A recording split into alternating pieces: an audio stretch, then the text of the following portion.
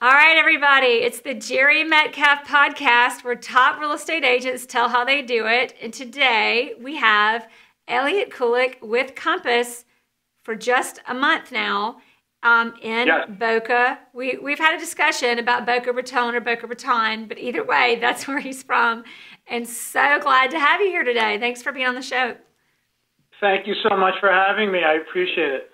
So, Elliot, tell us a little bit about yourself and how you got into the business, because it has been, I think, 30 years.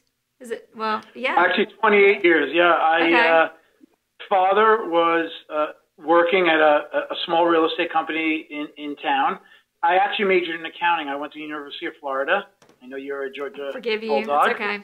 No issues. We'll move on. And I just... I was in accounting for 8 months, and I knew that I wanted to be in a profession where the harder I work, the more I could make. And sales was that. My father was in the business, and against my mother's best wishes, because she was afraid we wouldn't get along, which is not the case, I went into the business and, started working very hard from, I guess I was 22. Yeah. Wow. So 22 years old, residential real estate agent. And here you are 28 years later, family business, you guys have just moved to Compass just in the last month. All of that said, tell me, I'd love to start with the beginning of your career, because I think I am one that is cold calls, FSBOs, and expireds were never my strength. And that's exactly how you were able to really get traction and get into the business. So tell us a little bit about that. I think you hear that word in the industry thrown around a lot, these for sale by owners and expired listings. And, it's very different today than when I started. When I started, you could pull up all the expireds every day.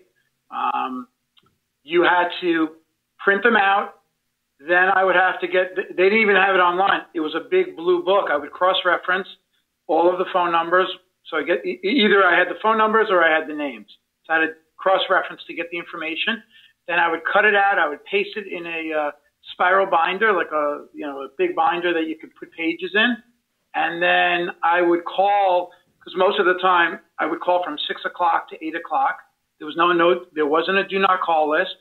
And I basically would convince people that I could give them the best of both worlds, because, if it was an expired, they were frustrated with who they were previously working with, and we were a family business. And at that time, we offered a fair amount of flexibility as far as working with us. And at 22, I knew nobody selling. So I had everything to gain and nothing to lose. And, I made it. And I still remember, we'd go to dinner, and I would go to there was no cell phones, by the way, at that time. So I was literally going to the payphone to make calls. I would leave the dinner table to make these calls. And it worked. I used to get a lot of listings. I got a lot of appointments. And by doing that, I never wanted to not win the business. So I made it happen. Oh, that's awesome. So back in the day, tell me, because I don't want to take any credit from you, because even back then, I'm sure I wouldn't have been good at this. Now we get a listing, and I don't know, now a listing withdraws and 50 people will call the seller that morning. It probably wasn't like that 28 years ago. No, it really wasn't. And so I think there are certainly some challenges for younger agents to do this. I don't do it anymore. But certainly, our team, the Koolik Group, is now, obviously at Compass now. And so we have younger agents who make those type of calls. And it's much easier because now you have Vulcan 7 or some of these other software programs where they aggregate everything in 2 seconds, and it makes it very easy for anyone to call at the wrong time at 6 in the morning. It's almost like I don't even know why someone would even make a call and think they would be successful if they were calling them at 6 in the morning. It just doesn't make sense. When I did it, there was so much effort to just get the information and to stay organized, and then to have good follow-up. And if you said you were going to call someone and then you had to put it on your calendar, I literally had to write it on a calendar, on a day timer. To know that I had to call them Thursday at 7:30, you really had to do it. And, so I think, kind of looking back, and now my daughter, who's 21, her name is Lindsay. She goes to the University of Miami. She's now in the business. And she surprised me this past Father's Day after I I had just done an Ironman in San Francisco in May. Oh, wow. She was at the race, and she left the race right after because she said she had to get back to school. But what I didn't know was she was taking the real estate course. And then a month later, on Father's Day, she surprised me and got her license. So, you know, I've kind of told her these stories about how I started. And I think it kind of gets back to being, you know, why some agents are better than others. And I think it's about persistence, follow up, doing what you said, honesty, integrity. You know, I listened to a lot of your past interviews, and there's a common theme around a lot of these agents. Mm-hmm. And I think a lot of it is, you know, wanting to help people, feeling good about what you do, not putting the commission before the interest of the seller or the buyer. And I think the foundation of making those type of calls, which, as you said, you know, they're not great phone calls. They were very hard, not knowing anything at a young age. Exactly. But I felt like I was being very proactive. And, I think that's awesome, especially back then. I mean, even now, what are the things, it's what a successful person does what other people aren't willing to do. Everybody's willing to do expired calls, obviously. That may not be the route to take anymore. But going from there is, you know, you went from cold calling very successfully into, you know, a business now where, and we've talked a little bit before, but more of the business is really coming to you. So did that go in stages, or how did you evolve from that to where you are now? And give us a little picture of where you are now. You know, yeah, I mean, sure. So when I started, obviously, I knew nobody selling, just like any young person. I did a fair amount of rentals. I was getting a lot of listings that no one my age was getting because no one was making those calls. I was fortunate that I went into a family business, even though my father at that time maybe was in it for 5 or 6 years, but we had a name in town. So I had a little more credibility than maybe the average person at that age. But I think that the business has evolved. I don't think the fundamentals of how you treat people or how you work has really changed, right? Mm-hmm. I think the technology that's available to us through this incredible company, Compass, is great. But I think you still have, you know, it's like playing football. The X's and O's haven't changed, right? You still have to work with buyers. You still have to service listings. You have to give good feedback. You have to have great follow-up. You have to do what you're going to say. You can't win every business. You got to treat people the right way. And I don't think any of that's changed. I think I've gotten a little smarter. I'm a little more experienced. My skin's a little thicker in some cases. And even what we talked about before the call, it's not, you know, what's gratifying is look, we all have to pay our bills. And we all have to provide for our families. So I'm not saying that we do this just because we love the business, right? Right. We're doing it to make. But there is something very special, and you've said this on many of your podcasts, is, you know, there is a rush of when you deliver, whether it's for the buyer, for the seller. You know, you're negotiating a deal, and they've told you, let's say you're working for the seller, and they want X, and you get them X plus whatever. And they were willing to take X. To me, that's the fun stuff, yeah. Right, because they only wanted $1, and you got them $1.10, and you're like a hero. So I think that as I've gone through this business, you know, I've gotten a little smarter. I think part of my decision to convince my father that this was the right move to go to Compass was my experience through all the things that I've gone through these 28 years in the business. And I kind of see the evolution of what's happening. And I think Robert Refkin's analogy of, you know, Blockbuster to Netflix is probably one of the best things I can explain to someone when I'm trying to explain Compass. Because when you try to explain, well, it has great technology. Well, what does that mean? Right. You know, but when you really kind of put it into those kind of words, it helps, you know, frame the story. And so, I got a lot of miles under the hood from all of my years of working with a lot of buyers and sellers. And, I think I've seen most of what could transpire. And, I think I'm better for it after all these years. That's awesome. So what do you think over all these years, obviously tenacity, willing to do what other people aren't willing to do, especially in the early days, but what do you think it does give you that competitive edge today in your market over other real estate agents? Are you saying the experience or the fact that No, what does? Like, is it your ability to, do you list, marketing, relationships, or experience? Yeah, what do you think gives you that competitive edge? I would, well, okay, so if you're asking, like, how has my experience affected those areas of the business? I mean, you know, it's just like anything else.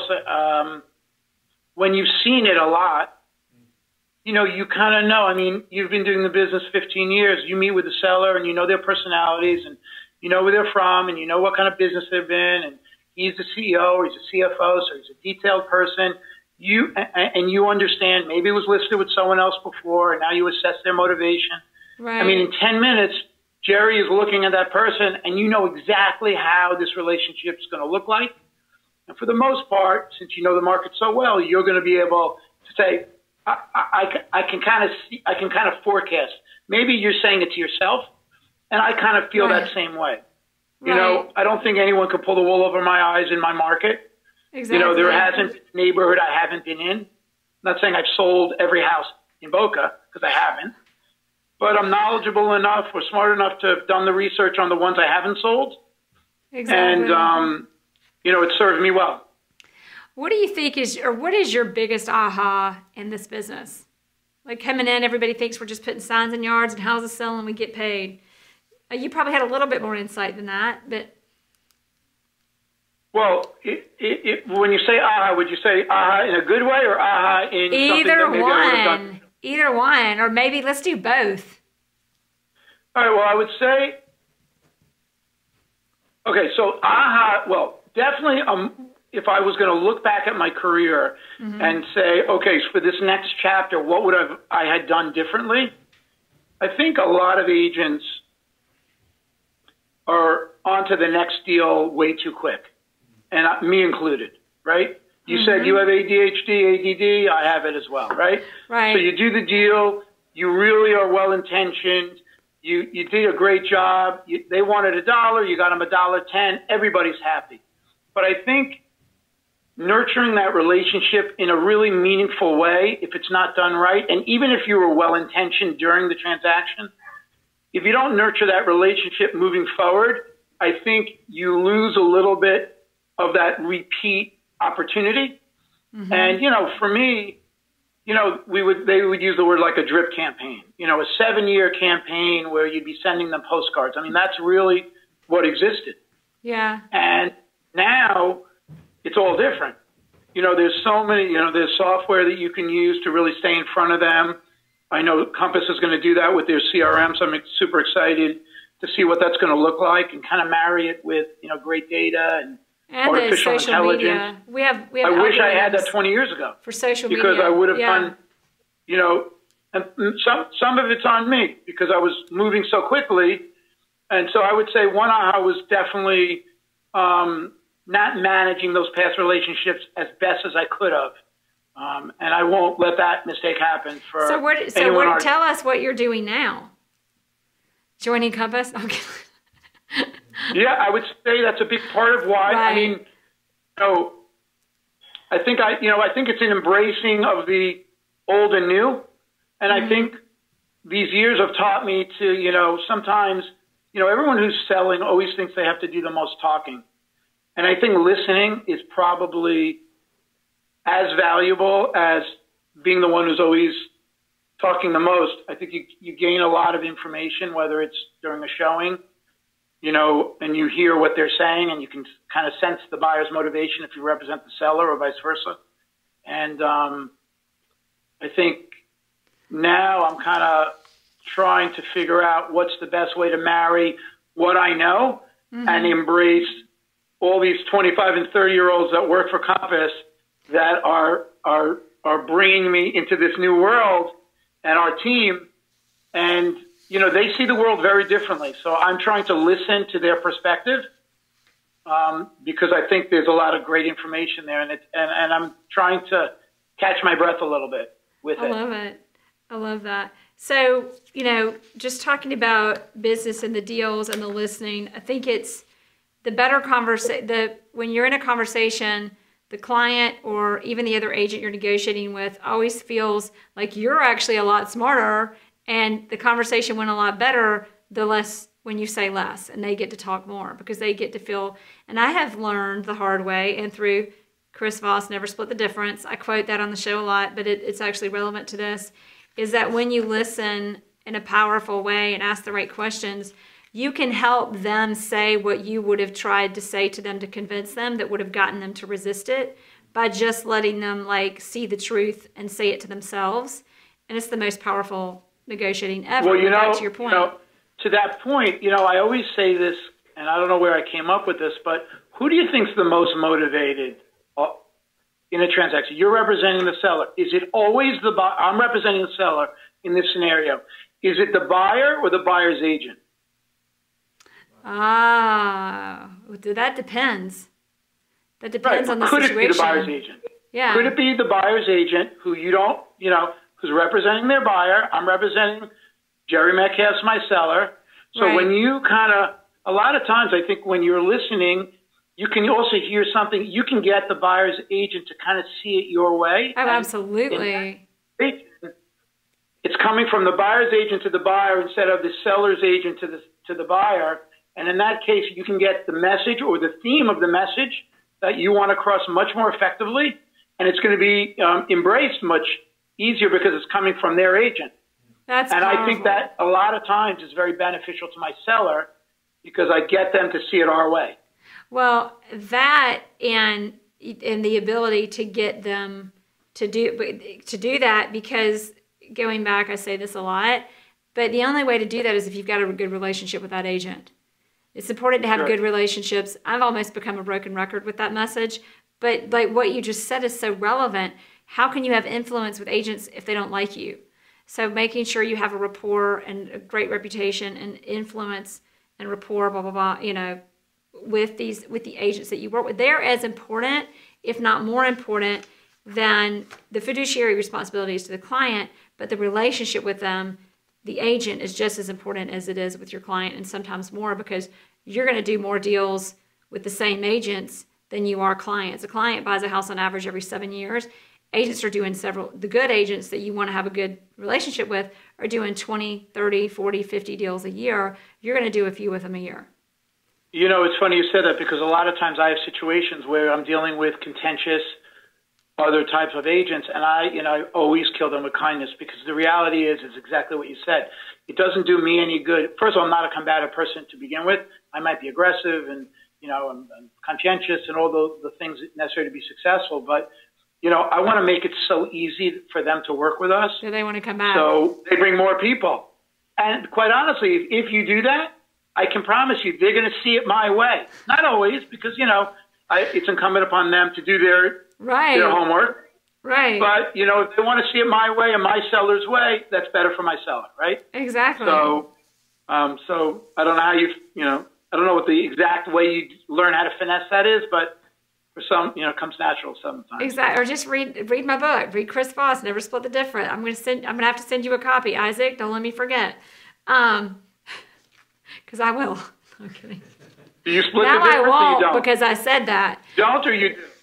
What's that? You won't split the difference, or you will? No, I'm talking about the book.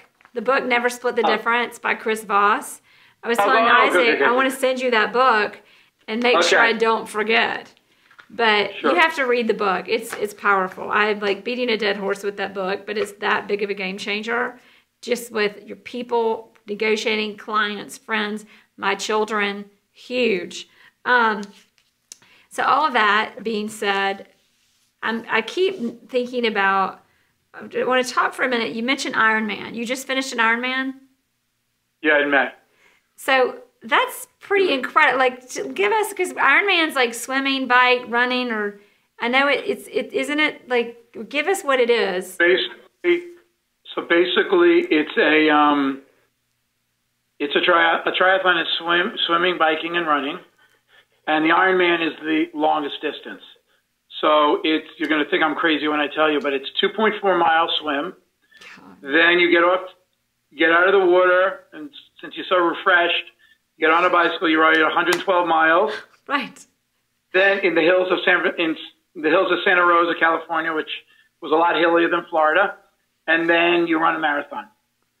That is insane. So, Yeah. how many of those have you done? It's my second one.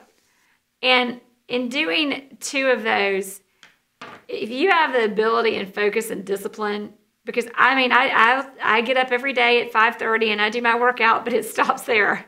No Ironman in my. What can you share with us, or can you apply to Ironman and the perseverance and persistence and tenacity that you apply to that and apply to our business?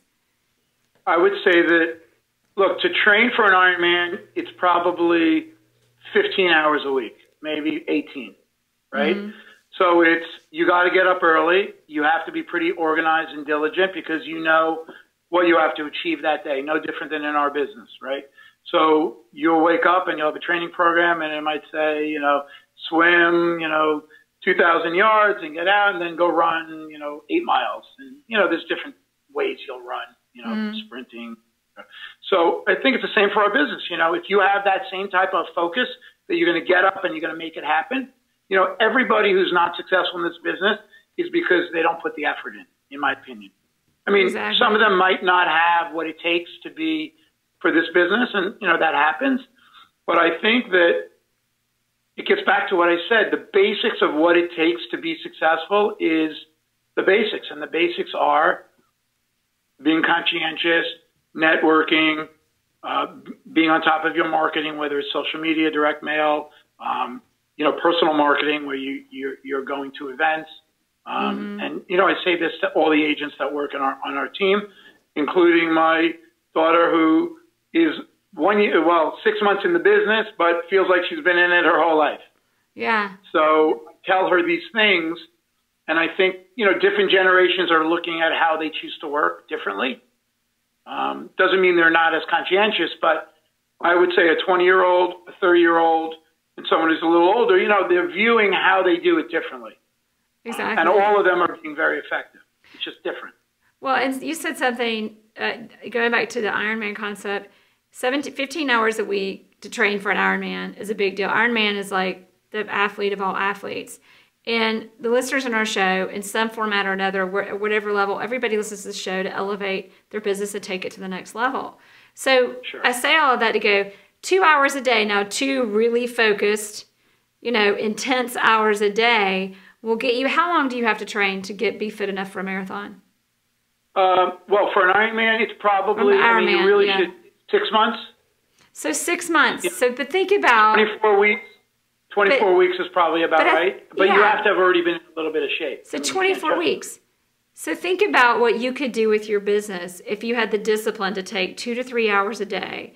I mean, the rest of the day you're going to be doing something, but 2 to 3 hours a day to take that same kind of intense focus on whatever it is. In this case, for most of our listeners, it's being a top producing, top resident, or the top of what you want to achieve, residential real estate agent, and apply that for just 6 months and look at where it might get you.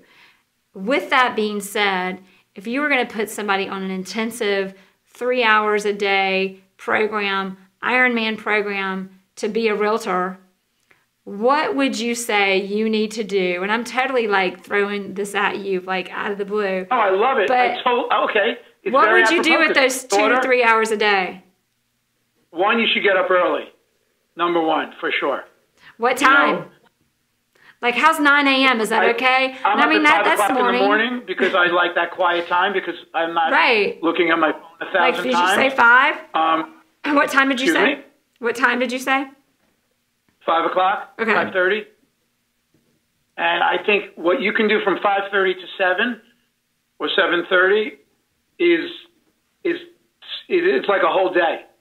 Because nobody interrupts you. Emails that you want to send, emails you want to read. If you truly want to think where there's not all this noise around you, I think the early morning hours are great. I mean, that could be the same for late night if someone's a late night person.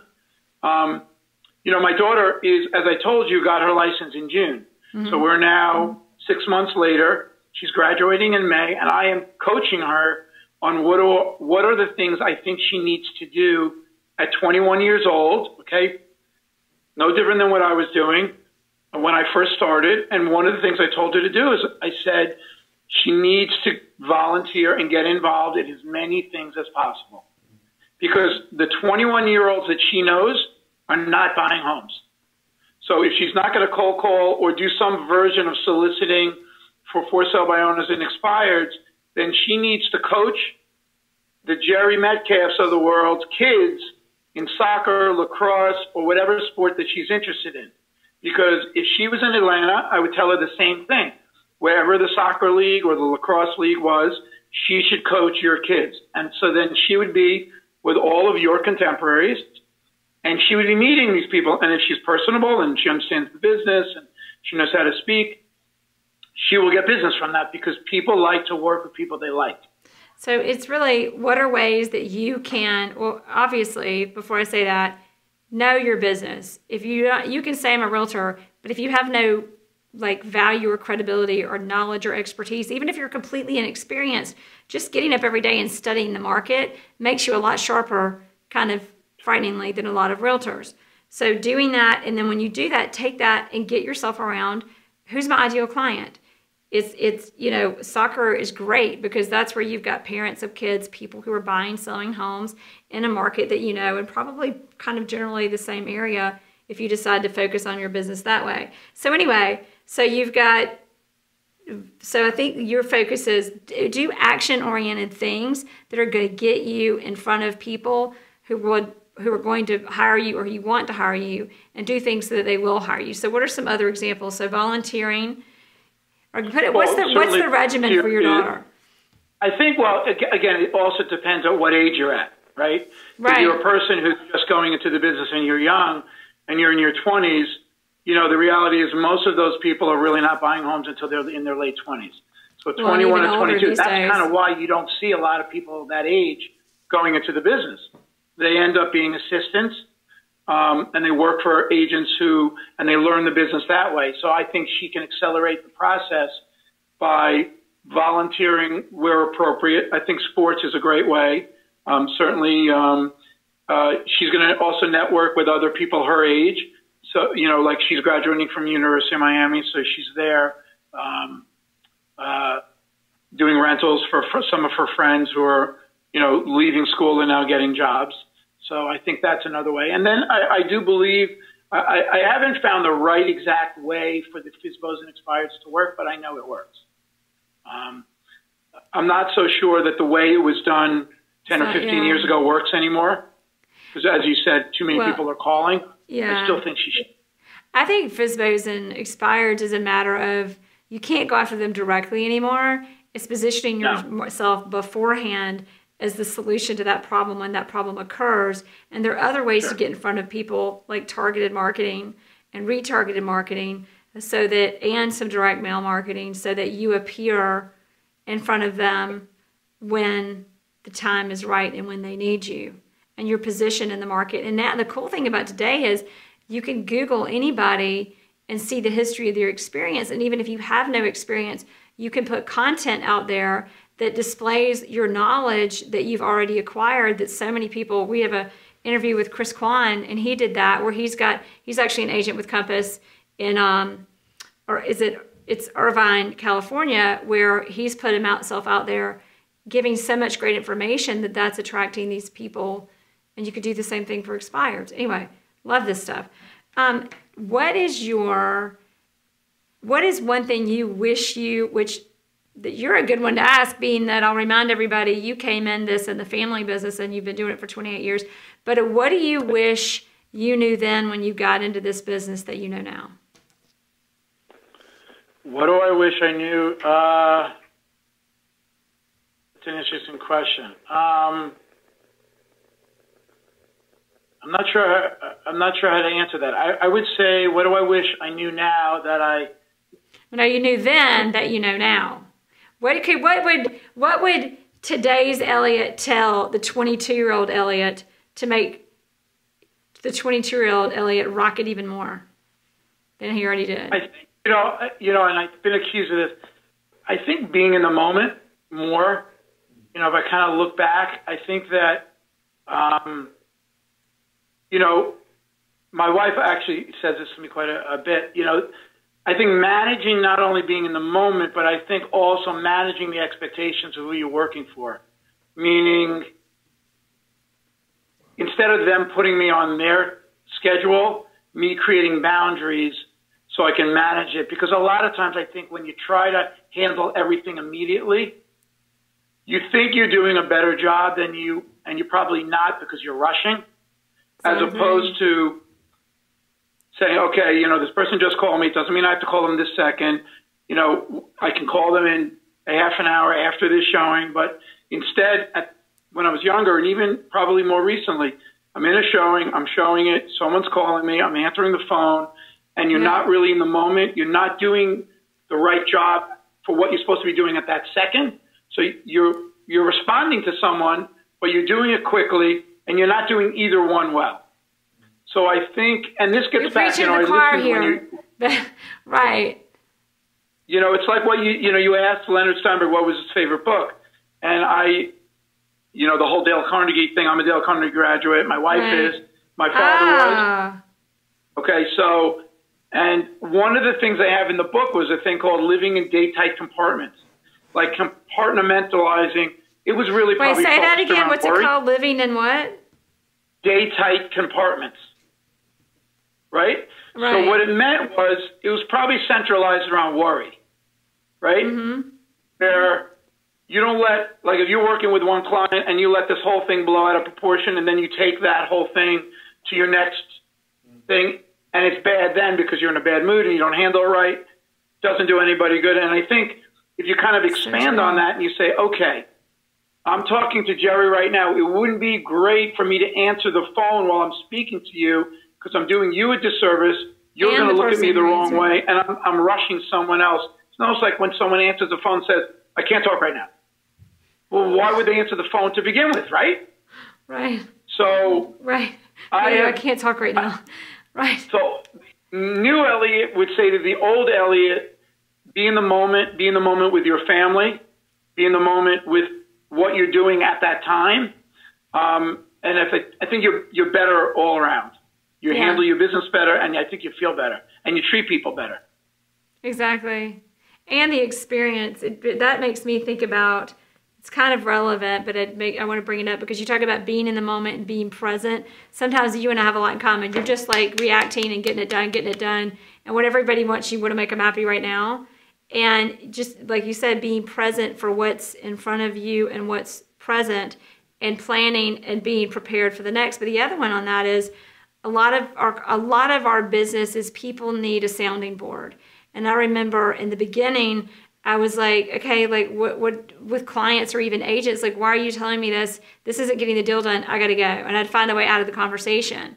And I've learned the more I can shut up and let people talk and hear and actively listen and actively ask them questions to help them diffuse emotions, understand, be present with me and get present. In the long run, these deals, people are so much happier and everybody gets the better deal done. I mean, it's kind of back, just to kind of elaborate and relate to what you said, it's a little different, but it's a little bit of the same thing. And those well, you know, I think it's the same. I think sometimes you just have to kind of, and I think it's gotten worse with all the technology and the texting. And I mean, look at us. So we're checking Facebook Messenger, your normal text, workplace chat. If you deal with people overseas, you're dealing with the other one. I forget the name. WhatsApp. Yeah. I mean, there's so many of them that it's making it worse for us. So I think if we take it upon ourselves in our business life, I think, look, the real estate business transcends just business. It all goes together, right? So if we can figure out a way to slow down a little bit. So I think new Elliot would say to old Elliot to slow down, you know, just kind of like, just because it's usually just minutes. It's not like it's hours. So if you just slow down a few minutes. It just feels like hours. Right. Yeah. You know, and so I think that's probably the number one thing I would tell myself. Awesome. Great advice. I'm still telling myself that. Or I even try to remember, like I even have an intention I set. I've never told anybody this, but every day I do my yoga and I set an intention. Be fully present. Always love more. And I don't mean in like a weird woo-woo way, but it's just respect. Like when you're dealing with people and it seems contentious, like step away and like come from a place of being positive and understanding others, but always be present, always love more, and boundaries will bust. Like when you can be present and come from a place of gratitude and respect, the things that you perceived as boundaries before literally like go away. So driving your I downloaded some apps. I think it was Calm was one of them. Then there's another one called Breathe. Busy in my car in between showings, like listening to an app for like 30 seconds, like taking deep breaths in my diaphragm. Like, I can't believe I have to be doing this. But you know what? I think it puts you in the right frame of mind. Right. Because how many times are you doing a deal where they're really well-intentioned, but you just chose to, like, either you read into the text the wrong way, you think they're doing the wrong thing, you get yourself so worked up. Exactly. And it's when you're not present. It was like you're losing a listing or you're not losing a listing and you think it's going the wrong. And the reality is they're not thinking any of those things, but we kind of make this whole thing fester. So I think, you know, having the right state of mind, being happy, you know, there's a lot of good things to be thankful for. I'm gonna elaborate back on what you said a little more, because you make me think about, as real estate agents, it does attract very creative, sometimes ADD types, which we can attest to.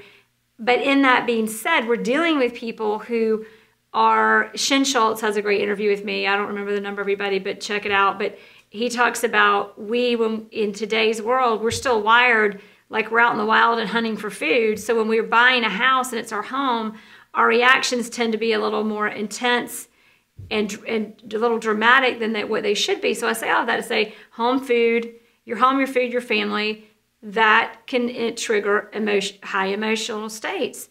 As realtors, that's who we deal with. Our job is to help those people diffuse, see the reality, diffuse emotions, be reasonable, and make really great decisions and put together for them really great deals. And so as realtors, it's back to, that's what they are. The last thing we need to do is take that on, but be the grounding force for everybody. Well, you know, one of your podcasts spoke about, like, you know, realtors who, you know, the reputation of realtors being very aggressive, maybe like being, you know, like butting heads a lot. Mm-hmm. And one of the most refreshing things that I've really gotten from Compass is this, talking to the Jerrys. And then I was speaking to Gianna in Cerullo in Dallas, and then Joy Bender I was talking to in San Diego.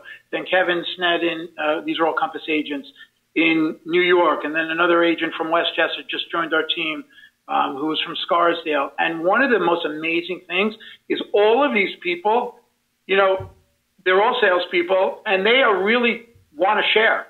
Yeah. Everybody really wants to share, but I've never in my whole career, like the general real estate agent, okay, granted, we were all in different companies. We were a boutique brokerage, so maybe there was a competition there. But there was it's not like lawyers at different firms where they go to meetings together and there's all this kumbaya. It never really felt like that, ever. Yeah. No one wanted to help anybody. And agents that are even joining our, not necessarily the Koolik group in Boca, but are joining the office here, whereas in the past, if they were another office, probably wouldn't share that much with them or even really help. You know, not necessarily we wouldn't do the right thing, but we wouldn't like go out of our way to give them tips about marketing or any of those things. Now there's this whole culture, I guess that's probably the buzzword, that is so surrounding this business, and the fact that these agents are preaching the gospel and are saying, you know, that Compass is changing how we view the industry and how we treat each other and how we share and how we collaborate is real. It's real. It's awesome. Yeah. And it's like you are what you make, what the world is a reflection of yourself. Maybe that's what I'm looking for, but it goes back to that, is the more that we do business that way. And it's really just, you know, you feel better. Higher producing agents do business that way. And you feel better. You know, you're going through the day better. And I think your clients will be better off for it because you're in a better place. Absolutely. Exactly. All right. So now we've got our final 3 questions. Number 1, you've mentioned a book already, but or an author of a book, what is the book you would most recommend or has most impacted your career and or life or both? Well, it was actually, okay, so there was actually two books, because I know that when I had listened to one of your podcasts with Leonard, he had talked about Dale Carnegie. So Dale Carnegie, for sure, I don't think it's as popular amongst, everyone's into Tony Robbins and Mike Ferry and, Dale Carnegie. You don't see those courses around as much, but, earlier in my career, it really gave me great principles to, how other people were thinking. Exactly. That was one of the, getting in the head. So that has served me well, because, I'm usually pretty good at understanding the perspective that someone is coming from. Mm-hmm. So when you're trying to do a transaction, if you can't appreciate who they are, where they're from, how they're thinking, what's their frustrations, and you're trying to put a square peg in a round hole, it's not going to work. Exactly. Even if it maybe makes sense. So that's one book, the Dale Carnegie book. And then the other book that I pulled out because I didn't want to be repetitive was a book that Arianna Huffington wrote called Thrive. And here it is. I have it right here. I kind of pulled it out, which is this book right here. Okay, cool. And on the back it says redefining what it means to be successful. And this kind of speaks to, a work-life balance, about how she kind of basically fell on her face from exhaustion, and how she re-engineered her whole company to really take time off, to do yoga. I went to the Miami Beach office with my father, 75, and there's a yoga room. And he's like, you've got to be kidding me. And so when you look in this book, she speaks to that, finding those few minutes to kind of gather. So I think as crazy as maybe when you look on the outside looking in, you're like, you got to be kidding me. Massage rooms. Love it. It's true, though. Who knows what they're doing? Yeah. I think you got to gather yourself however you choose to do it. And I think if you create a better place for yourself on a regular basis, a daily basis, weekly, monthly, yearly, you're better off. And I think this book was great. Loved it. We talked, or we'd emailed and talked a little bit about how do you find balance?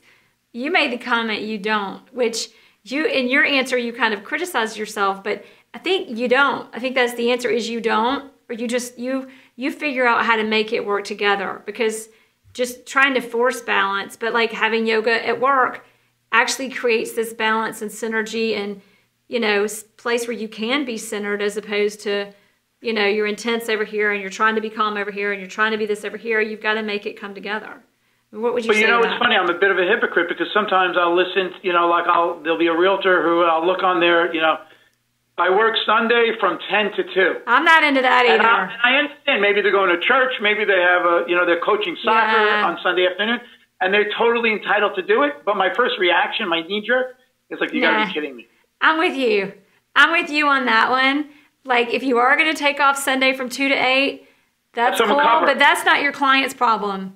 Your client doesn't need to know. All your client needs to know is they're taken care of. I am a big believer. I have team members that know how to take care of my clients. God forbid I'm not available when they need me, because my schedule is not their problem.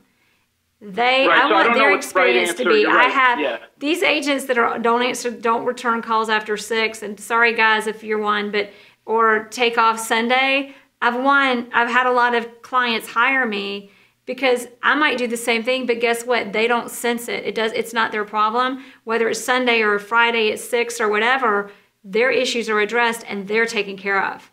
And that's so I think it's a management. It's back to what I said. It's how you choose to manage that. It doesn't have to be Jerry, but it's got to be one of Jerry's people. So, I think it's an interesting. But develop your business. If you're developing around you, you've got to develop even for yourself around the client's experience. The client's experience doesn't need to be, oh no, I can't call my agent on Sunday at 2:30 because she won't answer. It needs to be, I know that I have my agent when I need her, and I have a way of structuring my business so that I can take off and my client can be taken care of. I think that's what's key. I'm with you. That is the answer. So exactly. Yep. So next question. Your book, what is your tool? Is there a tool, or is it just Compass in general? But what is the tool that you have found most beneficial to growing your business? Well, I would say the most recent innovation in the industry, which Compass needs to incorporate into a transaction management system badly, in my opinion, is document signing, electronic document signing. A DocuSign's my favorite. That has, any DocuSign, whether it's .loop, which I happen to use. No, I'll even say publicly, .loop is not a good.